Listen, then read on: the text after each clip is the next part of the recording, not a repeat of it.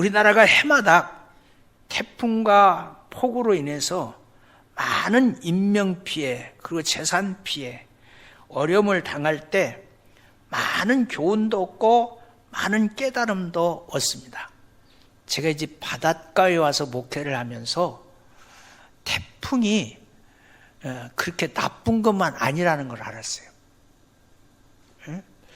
육지에 사는 사람들에게는 태풍이 공포의 대상이지만 바닷가에서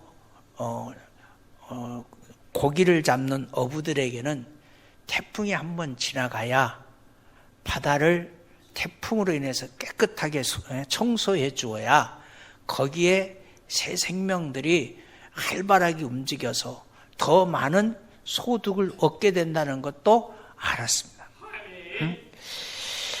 열왕기상 19장에서 엘리야는 호렙산 굴속에서 지나가는 태풍과 지진과 불을 경험하면서 그 속에서 세미한 하나님의 음성을 듣습니다. 여러분, 모든 사건 속에는 하나님의 섭리가 들어있어요. 모든 사건 속에는 하나님의 섭리가 들어있다는 것을 아는 사람이 믿음의 사람이에요. 그리고 있잖아요, 오늘이라는 역사 속에서 역사만 바라보면 세상 사람이에요. 근데 오늘이라는 역사 속에서 하나님의 섭리를 보는 사람은 믿음의 사람이에요. 네? 오늘 말씀은 예수님께서 예수님과의 관계를 포도나무 비유를 통해서 가르쳐 주시는 겁니다. 성도는 둘 관계만 잘하면 돼요. 성도는 둘 관계, 하나님과의 관계를 잘하면 됩니다. 하나님과의 관계를 잘하면 되는 것이 십자가의 의예요. 그리고 하나님이 나하고 관계를 잘하고 사는 증거를 보여라. 그게 뭐냐면 옆으로 관계를 잘하는 거예요. 그 이웃과의 관계를 잘하면서 살아라. 예수님께서 뭐라고 말하냐면 나는 목자요 너희는 양이라. 요한복음 10장 11절에 말씀하셨고 오늘 본문에서는 또 이렇게 말했어요. 에이미 에고, 우리 들으셨잖아요. 새벽기도 시간에 나는 포도나무요 너희는 가지라. 목자와 양의 관계나 나무와 가지의 관계 모두 다 뗄래야 뗄 수 없는 관계야. 떨어지면 죽음이에요. 떨어지면 죽음. 그 무엇으로도 이 관계를 떼어낼 수가 없는 겁니다. 만약에 이 관계에서 이 관계가 깨어지면 곧 죽음이라는 뜻이에요. 그래서 로마서 8장 35절의 말씀에 누가 우리를 그리스도의 사랑에서 끊으리요? 환난이나 곤고나 박해나 기근이나 적신이나 위험이나 칼이냐 이렇게 말씀을 합니다. 그리고 5절에 보니까 나는 포도나무에 너희는 가지라. 그가 내 안에 내가 그 안에 거하면 사람이 열매를 많이 맺나니 나를 떠나서는 너희가 아무것도 할 수 없음이라 말씀하십니다. 한번 태풍이 불어오면 우리나라뿐만 아니라 태풍의 영향을 받는 나라들은 많은 피해를 입는다는 거예요. 특히 농촌의 하우스, 가수원을 경영하는 가정, 엄청난 피해가 그들의 삶의 터전을 흔들어 버리죠. 많은 양의 가실들이 낙가가 되기도 합니다. 그런데 이상한 것은 똑같이 한 나무에 붙어 있어도 태풍을 견뎌내고 어떤 것은 약한 바람만 불어도 우수수 떨어져 버리는 그런 열매도 있다는 거예요. 모진 태풍에서 끝까지 떨어지지 않고 잘 견디는 열매는 어떤 열매일까? 작은 바람만 불어도 떨어지는 열매는 어떤 열매일까? 열매는 같은 열매인데 무엇이 떨어지고 떨어지지 않게 할까? 답은 붙어 있습니다. 붙어 있어요. 답은 붙어 있어요. 한 지역에서도 어떤 밭의 과일은 많이 떨어지고 또 어떤 밭의 과일은 덜 떨어지는 것 보게 됩니다. 왜 그럴까?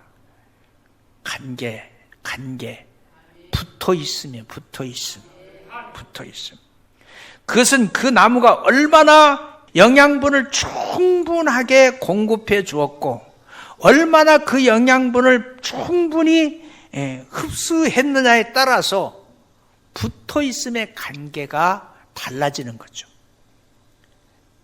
우리들의 신앙생활에서 이와 같이 태풍과 같은 게 있는데 그게 환난과 시련과 고난이에요.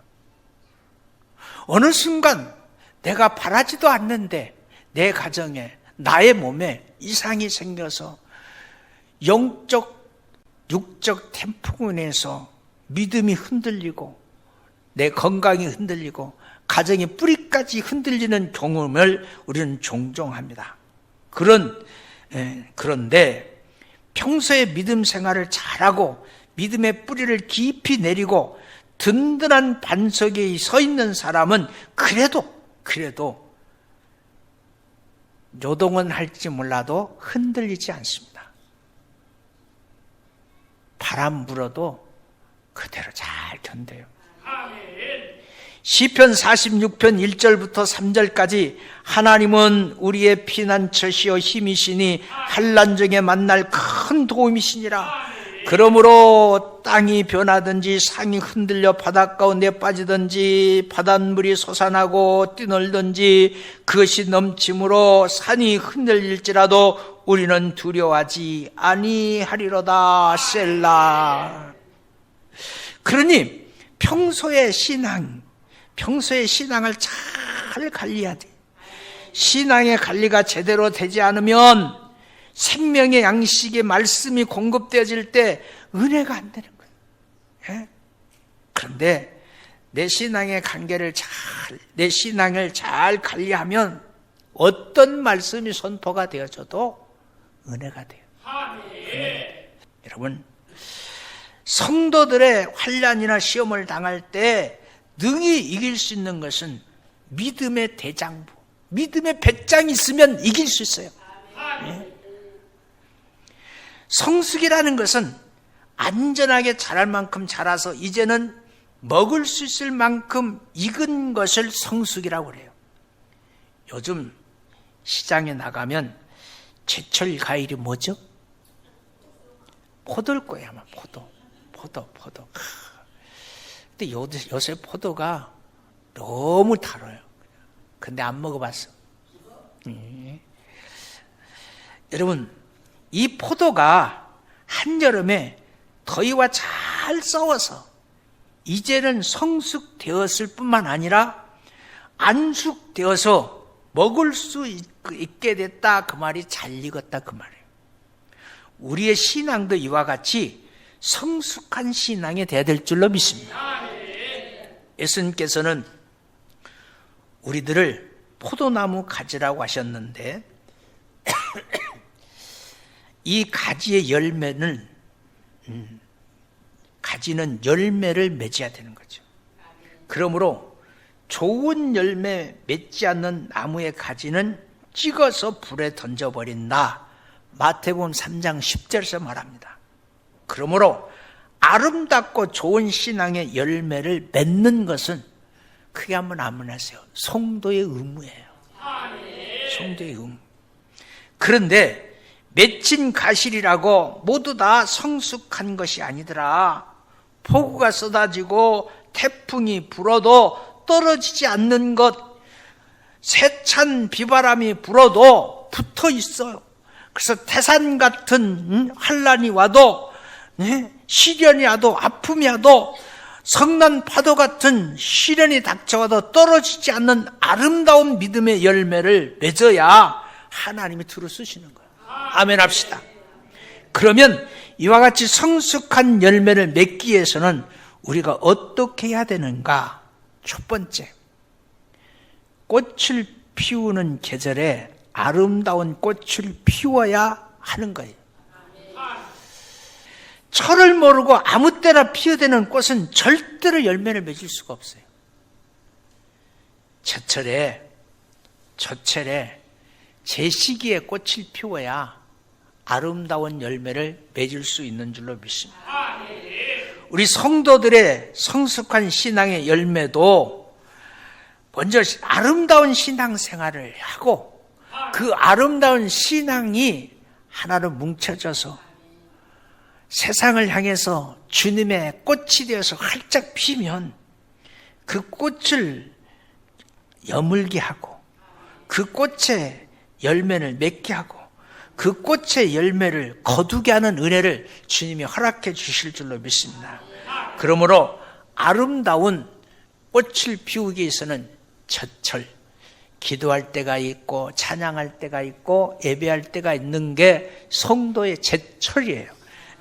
제철의 신앙이 있기를 주의 이름으로 축원합니다.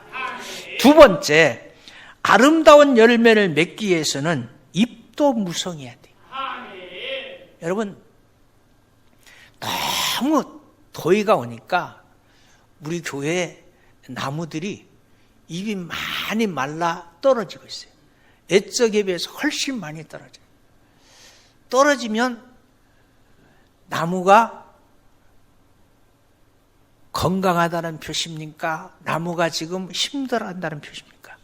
힘들어하고 있다는 얘기예요. 나무에는 적당한 잎사귀가 무성하게 자라야 돼요. 식물에는 잎사귀를 통해서 탄소 동화작용을 하고 숨을 쉬면서 공기를 마시는 겁니다. 그래서 잎사귀가 없는 나무는 곧 고사해버려요. 나무가 살아있는지 죽어있는지 알려면 뭘 보면 알 수 있어요? 잎사귀를 보면 알 수 있습니다. 잎사귀 활동이 활발하면 그 나무는 튼튼하고 잘 자라고 있습니다. 마찬가지로 우리의 성도들도 아름다운 신앙의 열매를 많이 맺으려면 활발하게 움직이는 신앙이 있어야 되는 거예요. 곧 활발하게 움직이는 생활, 믿음의 생활을 해야 되는 거예요. 열심히 또 부지런히 움직이는 활동적인 신앙이 있어야 되는 거죠. 열심히 기도하고 열심히 봉사하고 열심히 섬기는 그런 믿음의 공동체가 우리 제1공동체이기를 주님의 이름으로 축원합니다. 그래야 영적인 호흡으로 하나님이 주시는 은혜를 호흡으로 들이마실 수 있어요. 하나님의 은혜를 들이마시고 그리고 그 은혜를 세상을 향해서 내뱉어. 그게 성도예요. 부단히 끊임없이 노력하고 또 노력해야 하나님이 그 노력 위에 은혜를 부어주세요. 은혜를 부어주시면 내 삶이 달라져요. 영적인 호흡으로 하나님의 주신 은혜를 호흡하십시다. 쭉 한번 받아들입시다. 활동이 부지런한 사람은 불연간 신앙에 병이 들어도 영양분을 충분히 섭취했기 때문에 그 병을 이겨낼 수 있어요. 그런데 은혜의 호흡이 짧은 사람은 금방 병들어요. 면역력이 약해. 그러면 곧 죽게 됩니다. 지금 여러분의 신앙이 활발하게 움직이고 있습니까? 아니면 병들어서 간신히 그저 가쁜 힘을 헐떡이고 있습니까? 풍성한 잎사귀가 태양빛을 받아서 활발하게 숨을 쉬고 활발하게 움직이는 것처럼 우리 성도 여러분의 신앙이 하나님이 주시는 태양의 빛과 같은 은혜와 은총을 받아서 활발하게 살아 역사하는 믿음이 되시기를 주님의 이름으로 축원합니다. 세 번째, 결실이 있어야 돼요. 결실. 꽃이 피고 지면 끝나는 게 아니에요. 잎사귀가 무성하다고 그래서 다 된 게 아니에요. 꽃도 잎사귀도 결과물은 결실, 열매가 많아요. 열매. 꽃이 피었다가 결실을 하지 못하고 마른 꽃도 많이 있어요. 비틀어져 버리는 것도 많아요. 잎이 무성하지만 결실이 없어서 주님으로부터 책망받는 나무, 무화과나무잖아요. 무화과나무, 이스라엘 상징하는 나무, 오늘 말하면 잎만 무성한 교회들이 있단 말이에요. 성도들이 있단 말이에요. 가실나무를 심는 목적은 열매를 얻기 위함이에요. 열매 없는 나무는 찍어 불에 던질 수밖에 없다고 마태복음 3장 10절은 말합니다. 이미 도끼가 나무 뿌리에 놓였으니 좋은 열매를 맺지 아니하는 나무마다 찍어서 불에 던지리라. 우리 신앙도 마찬가지예요. 보기 좋고 아름다운 화려한 꽃이 있어야 하고 무성한 잎사귀 같은 활동이 있어야 하지만 그보다 더 중요한 것은 신앙의 결실이세요. 신앙의 결실이세요. 신앙의 결실이란 뭐냐? 하나님의 말씀을 듣고 행하는 것을 말하는 거예요. 행함이 없는 믿음은 그래서 쭉정이라고 그랬어요. 쭉정. 예? 죽은 거라고 그랬어요. 여러분, 행함은 바로 신앙의 열매인 줄로 믿습니다. 하나님의 말씀을 들었으면 듣는 것으로 끝나는 것이 아니라 들은 말씀이 나의 삶 속에서 행해져서 다른 사람에게 열매로 나타내는 것이, 그것이 천국 탤런트의 의무예요. 그러므로 결실이 있기를 바랍니다. 네 번째, 벌레가 먹어서는 안 돼요. 한 개의 가실이 상품으로 가치로서 인정받으려면 열매가 됐다고 해서 인정받는 게 아니에요. 그 열매에 뭐가 없어야 돼요? 흠이 없어야 돼요. 흠이 없어야 돼요. 흠. 여러분, 한번 생각해 보세요. 이렇게 말하면 오해가 될지 모르지만 이해하려고 예를 드니까 오해하지 않기를 바라요. 목사도 흠투성인 사람이 있어요. 장로도 흠투성인 사람이 있어요. 권사도 흠투성인 사람 많아요. 흠이 없어야 귀한 상품이에요. 흠이 없어야 귀한 상품인 거예요. 예? 정기적으로 방제 작업을 해줘서 결실한 가실에 벌레가 먹지 않도록 해야 될 게 농부의 의무인 거죠. 만약에 벌레가 먹어서 흠이 생기면 상품의 가치를 인정받지 못하기 때문에 싼 값에 팔리든지 아니면 낚아로 버리든지 둘 중 하나예요. 우리들의 신앙에도 흠이 없어야 돼. 흠이 없어야 돼. 흠이 없어야 돼. 흠이 없어야 돼. 여러분, 우리 건물 옥상부터 모든 곳곳에 흠이 생기면 비만 와봐요.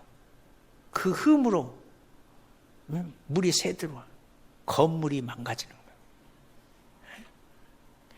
사탄은 우리들의 신앙에 흠을 내려고 끊임없이 우리를 공격합니다. 이 사탄은 시험에 넘어가지 말아야 되는 거예요. 만약 사탄이 시험이 오거든 주님의 이름으로 물리치고 이기시기를 주의 이름으로 축원합니다. 여러분의 신앙과 믿음이 흠이 없이 잘 보존되기를 바랍니다. 사탄의 시험을 이기기 위해서 정기적으로 하나님의 말씀으로 잘못된 것을 고치고 더러운 것을 주님의 보혈로 깨끗하게 씻으시고 사탄이라는 벌레가 침투하지 못하도록 말씀으로 방제 작업을 하시기를 주의 이름으로 축원합니다. 사탄은 성도들이 영적으로 잠들어 있을 때 그 영적으로 잠들어 있는 성도들의 심령에 살짝 가라지를 뿌리고 가. 살짝. 건들지 않아요. 깊이 잠들을 때 아이고 잘자 살짝 가라지 뿌리고 가.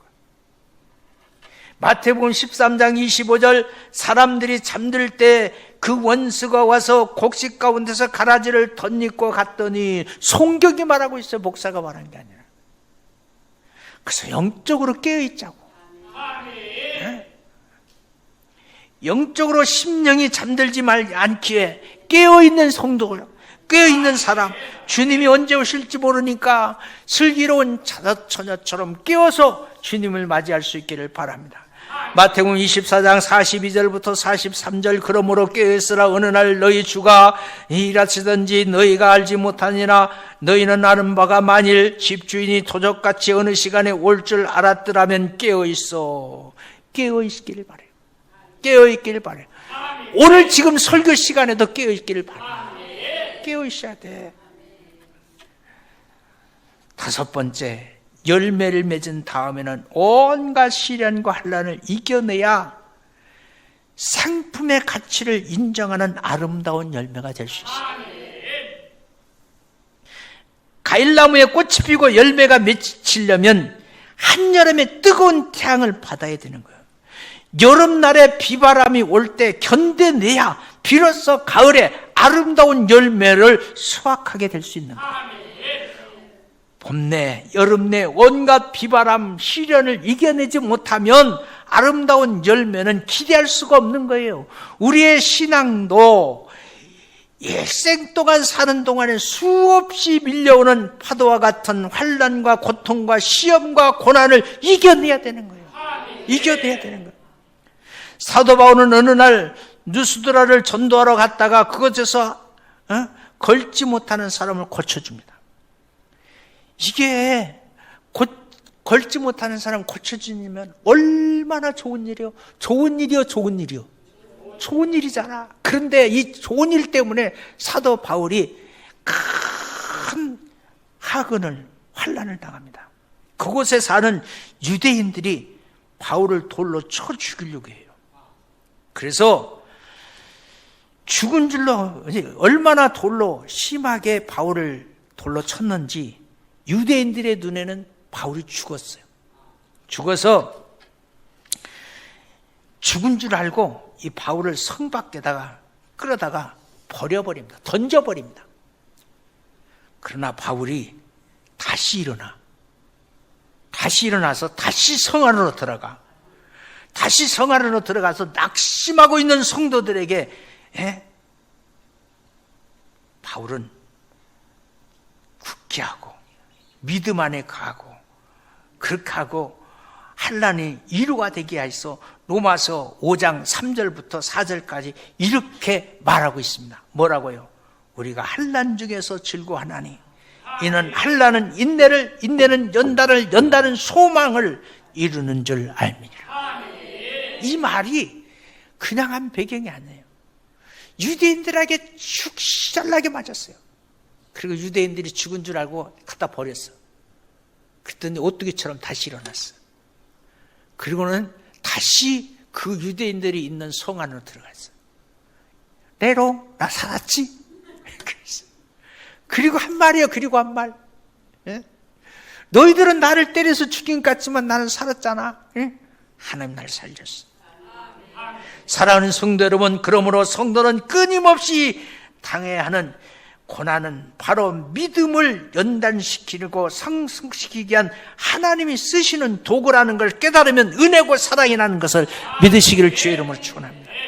시편 기자는 고난당하는 것이 내게 유익이라 이로 말미암아 내게 주의 율례를 배웠느니라 시편 119편 71절에서 고백하고 있습니다. 욥기 23장 10절에 내가 가는 길을 그가 아시나니 그가 나를 단련하신 후에 내가 순금같이 되어 나오리라. 오늘 말씀의 결론, 말씀을 마칩니다. 우리 주님께서 한없는 은혜와 사랑으로 축복해 주시는 우리 제1가족 성도 여러분, 여러분의 믿음이 성숙해지기를 바라요. 언제까지 어린아이같이 신앙생활 할 수 없잖아요. 어린아이 같은 믿음으로 순진한 것은 착한 거예요. 그런데 언제까지 순진해서, 언제까지? 아닙니다. 아니에요. 이제는 우리의 믿음이 변해야 돼요. 우리 믿음이 변해야 돼요. 새로워져야 돼요. 강하고 담대해야 돼요. 태풍이 불어쳐도 떨어지지 않고 끝까지 남아있는 과실과 같이 어떠한 환난과 시련에서도 굴하지 않고 강하고 담대한 믿음을 가지시기를 주님의 이름으로 축원합니다. 기도하십시다.